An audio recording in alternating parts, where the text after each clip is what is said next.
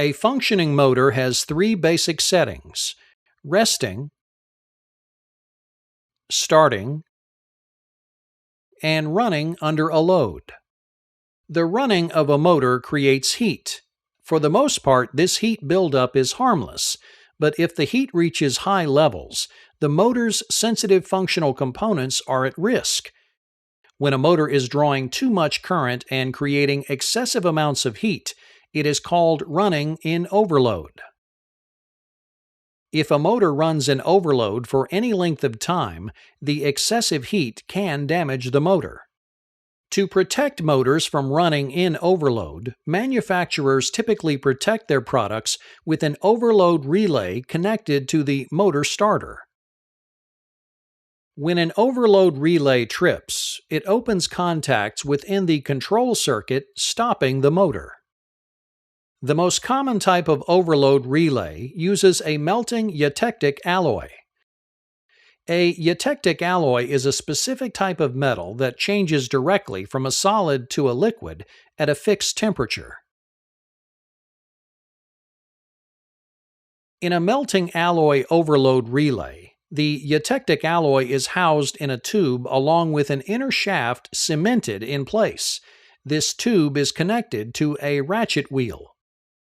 The temperature of the alloy is controlled by a heater coil wrapped around the outside of the tube.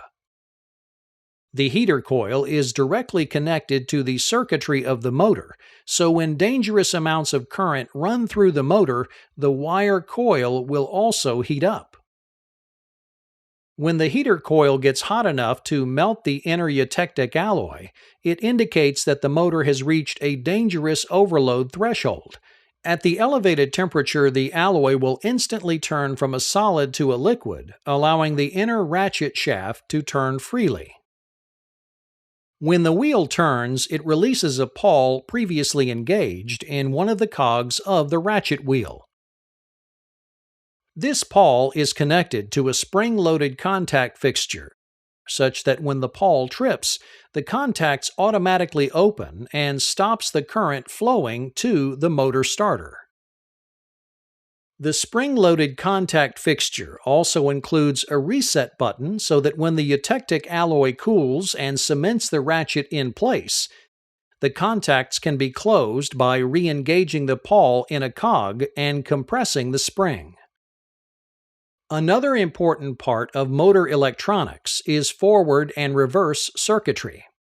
Here is an example of the circuitry for a forward and reverse three-phase motor. When the motor is running in forward, the circuitry contacts are connected in numerical sequence: L1 to T1, L2 to T2, and L3 to T3. To run the motor in reverse, then, two of the contacts must be switched. In this case, L1 is connected to T3 and L3 is connected to T1. L2 and T2 remain connected. This reversal of contacts will cause the motor to run in the opposite direction. Great care must be taken with forward and reverse circuitry, because if the forward and reverse contacts ever engage at the same time, it will cause a destructive and dangerous short circuit. In order to protect against this kind of short circuit, manufacturers employ three types of interlocking safety systems. Interlocks create a web of safety checks within a circuit to prevent both forward and reverse coils from being energized at the same time. They are represented in circuitry diagrams by a dotted line.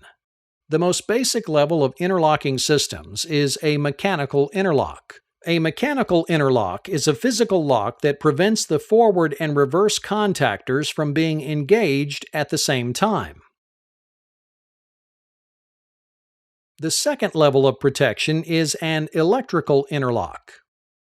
An electrical interlock works by using normally closed auxiliary contacts within the opposite circuitry, so that when the forward button is pushed, there is a check to make sure no current is running through the reverse circuitry.